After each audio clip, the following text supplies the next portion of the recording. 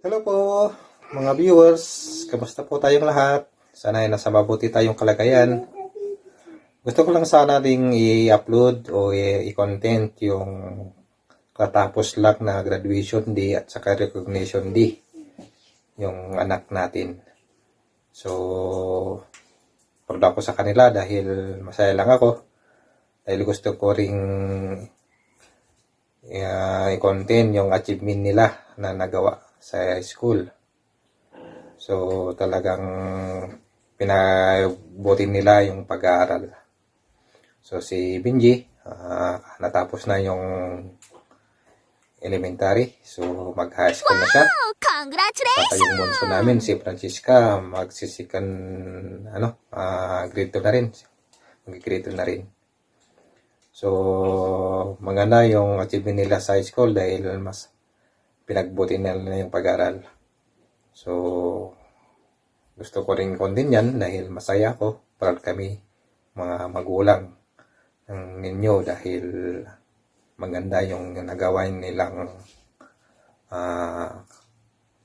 ninyo sa school. Sana ay pagpatuloy nyo yan dahil yan lang yung talagang may pamamana namin sa inyo ng mga parents ninyo. Panoorin natin yung video at saka yung mga pictures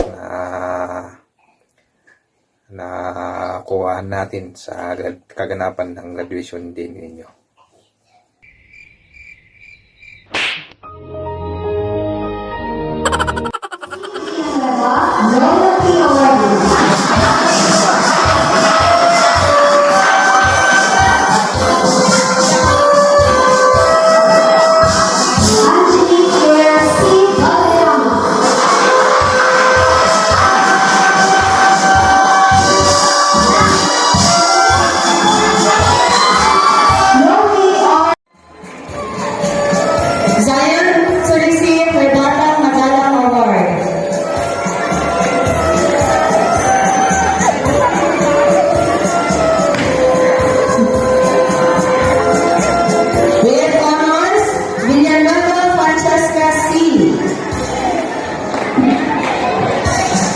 Francesca will also receive her Batan Magalang Award. Dear parents, pag-i-assist po natin yung mga anak natin. Kasi may pumunta na po dito sa stage. Ayan, group picture taking together with the student and the advisor, of course.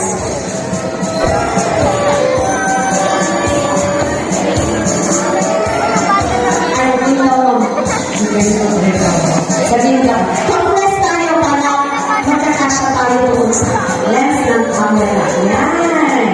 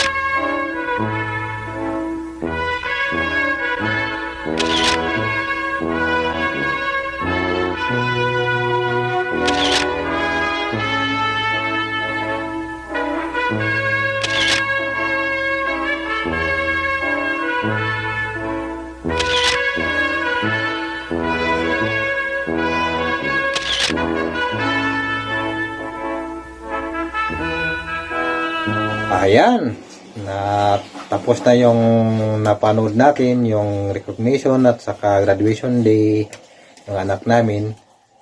So, masaya tayong lahat dahil kalatapos yung nakalipas lang ng araw yung mga graduation, lahat ng mga eskwelahan, no, schools.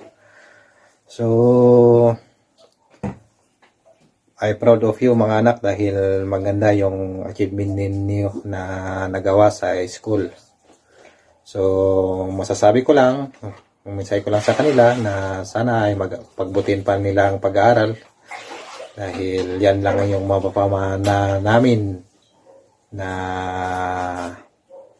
parang yaman sa kanila dahil para rin sa kanilang kinabukasan yan yung pag-aral, so pagbutihin ninyo.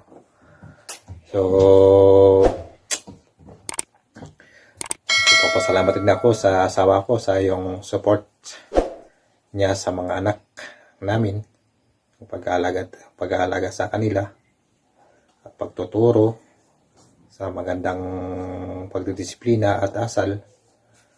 Sana mga anak, yung ningin nyo yung mga payo at saka disiplina yung mga magulang ninyo.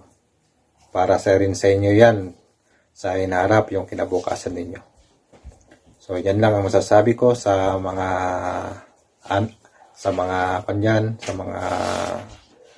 anak na nag-graduation. So I proud of all you. So yan lang.